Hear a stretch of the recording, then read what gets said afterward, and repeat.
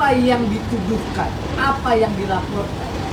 Ada 3 pasal. Pak lagi Pak. Lagi Pak.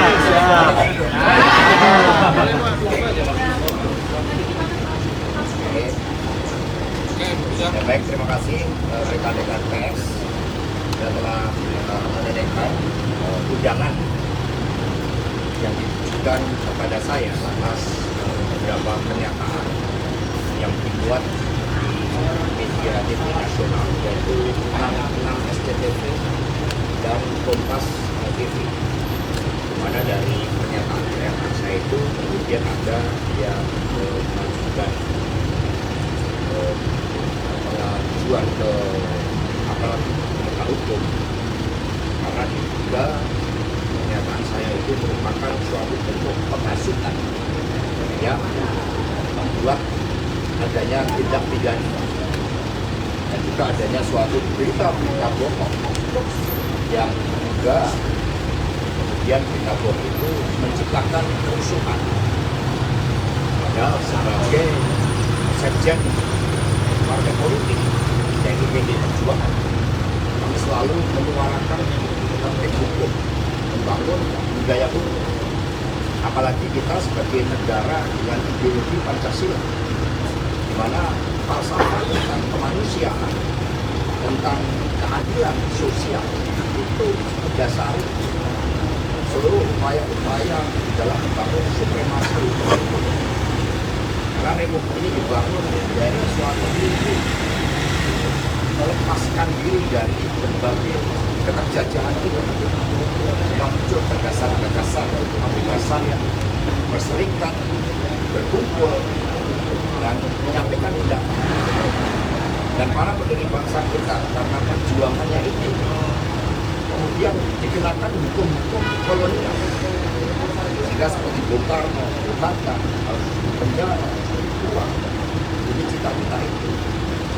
Karena itulah ketika menjalankan tugas memberikan keterangan, bagi saya sebagai kader partai itu adalah suatu ritual yang kehidupan politik seorang kader yang harus berani menegakkan hukum, berani menyuarakan kebenaran. Dan legasi yang dibangun oleh Bung Karno, oleh Ibu Megawati Soekarno Putri adalah legasi agar rakyat bisa bersuara, bisa menyampaikan pendapat. Dan partai politik punya tugas untuk menyerap aspirasi dan menyuarakan pendapatnya itu, termasuk apa yang terjadi dengan pemilu 2024. Dan itu juga telah dibuktikan oleh para pakar, termasuk adanya dissenting opinion dari 3 hakim MK, yang semuanya pernyataan-pernyataan saya ini menjadi suatu landasan di dalam proses hukum yang dilakukan di Mahkamah Konstitusi, sehingga saya memberikan keterangan dengan sebaik-baiknya, dengan sejujur-jujurnya. Dan kemudian karena yang saya sampaikan ini terkait juga dengan produk jurnalistik yang diatur dengan undang-undang pers dan kebebasan pers, itu merupakan bagian dari amanat reformasi yang kita perjuangkan dengan susah payah oleh mahasiswa. Untuk terutama kalau kita lihat sejarah reformasi oleh Megawati Soekarno Putri, yang kemudian melihat ke seluruh Indonesia mendengarkan suara rakyat yang saat itu tidak bisa bersuara. Dan itulah yang kami lakukan di dalam menjaga demokrasi dan supremasi hukum ini. Lalu selanjutnya kepada penasihat hukum saya, baik dari Bung Patra maupun dari Badan Badan Hukum dan Advokasi Rakyat, kami persilakan. Saya juga mengucapkan terima kasih. Ini Bung Benny Ramdhani datang, juga teman-teman untuk memberikan suatu spirit kepada saya. Silakan. Ini dari Adi. Maju kita ya Pak, maju Pak. Maju. Ada 2 yang perlu disampaikan. Pemeriksaan dilakukan oleh 4 penyidik. Penyidik pada saat bertanya kepada Pak Hasan menyampaikan bahwa undangan hari ini adalah undangan klarifikasi yang tidak wajib dihadiri. Saya ulang, undangan klarifikasi yang tidak wajib. Namun karena Pak Hasto ingin memberi contoh bahwa Pak Hasto adalah warga negara, sekjen partai yang menaati hukum maka hadir sekarang. Apa yang dituduhkan, apa yang dilaporkan, ada 3 pasal. Yang pertama pasal 160 KUHP yang digunakan pemerintah Hindia Belanda kolonial untuk menjerat para pemimpin kita pada waktu itu. Adzai artikel pasal-pasal penyebar kebencian. Yang kedua, pasal 28 dan pasal 45A Undang-Undang ITE. Sebagaimana Pak Hasto sampaikan bahwa karena ini adalah produk jurnalisme untuk menghormati hukum, penyidik mempersilahkan kita untuk Pak Hasto ke Dewan Pers terlebih dahulu. Oleh karenanya, kenapa hanya 4 pertanyaan? Jadi ini sekali lagi adalah hak Pak Hasto untuk menyuarakan kebenaran, termasuk kecurangan pemilu yang sudah menjadi pertimbangan Hakim Majelis Konstitusi di 3 dissenting opinion. Ya, jadi itu kenapa? Jelas tadi yang pernyataan Pak Hasto yang Justru itu yang ditanyakan Pak Hasto tadi dalam pemeriksaan. Sebelum melanjutkan, Pak Hasto tadi bertanya malah klarifikasi pernyataan apa yang katanya mengasuhkan, pernyataan apa yang katanya membuat keonaran. Justru kita bertanya ke sini. Namun seperti yang saya sampaikan, di garis bawahi ini tidak wajib hadir, tapi Pak Hasto hadir. Bang.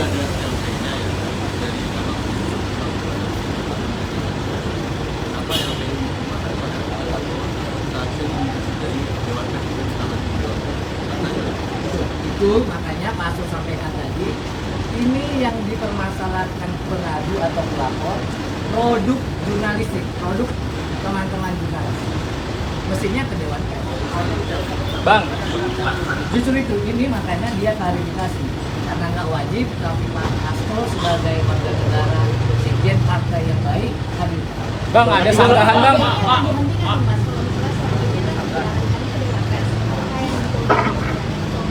Kalau itu tanya begini. Bapak Ibu Megawati.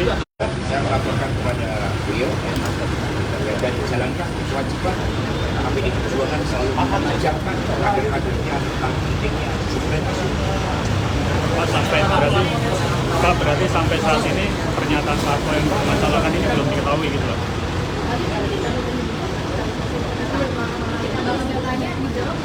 Justru laporannya kan, kita baca laporan. Laporannya ini kan kaitannya dengan kecurangan pemilu, katanya pernyataan. Lalu katanya ada unsur pidana. Justru kami bertanya, Pak Hasto tanya.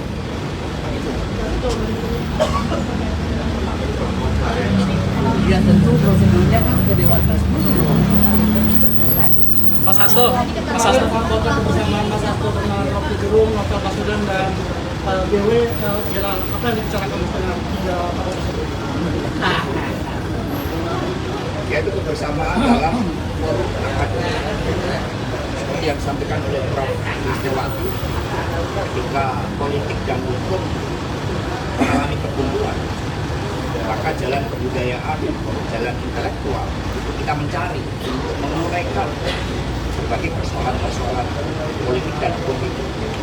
Sehingga kami belajar tentang antropologi hukum. Itu merupakan hal yang sangat positif sebagai suatu pencerahan. Jadi bagi PD Perjuangan juga tradisi kepemimpinan intelektual itulah yang terus kami lakukan untuk mengurai titik-titik kebuntuan antara politik dan hukum. Mas Hasto ada.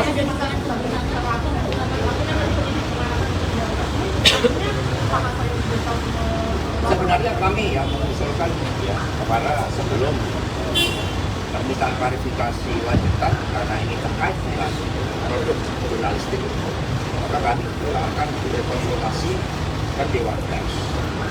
Tapi prinsipnya saya tanggung jawab penuh terhadap apa yang saya sampaikan baik secara politik, secara hukum maupun secara sosial, dan tidak ada suatu pernyataan yang saya sampaikan yang bertujuan untuk menghasut, menggerakkan orang untuk melakukan tindak pidana, apalagi juga menciptakan suatu kerusuhan.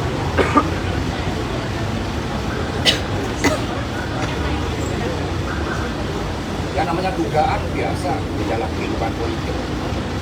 Berarti ini bentuk pembungkaman, Pak. Lawan politik Pak mungkin. Ya itu ada namanya tadi, ada nama yang juga mengajukan persoalan itu dan saya tidak tahu. Pak, Tapi saya Pilpres.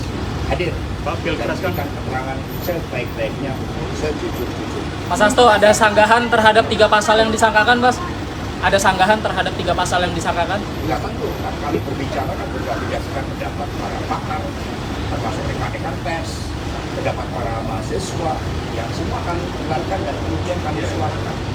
Juga pendapat dari kalangan seniman, budayawan, MK, ya semua merupakan bagian karena rasa cinta terhadap kebenaran itu.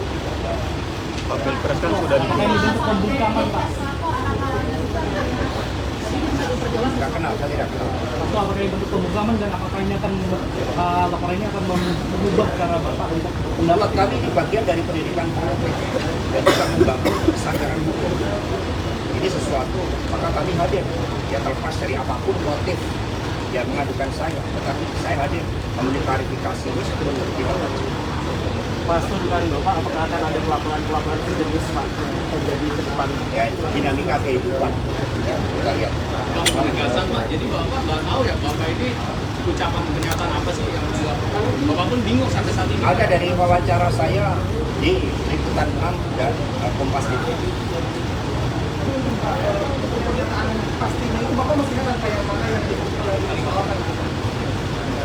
Ya, semua sudah jelas. Maka tadi kami bisa sebutkan dari wawancara saya pada tanggal 16 Maret di Liputan 6 SCTV dan kemudian di Kompas TV kalau tidak salah tanggal 26 Maret. Dan kemudian itu dikaitkan ketika ada demo yang terjadi kerusuhan membakar ban, kira-kira seperti itu.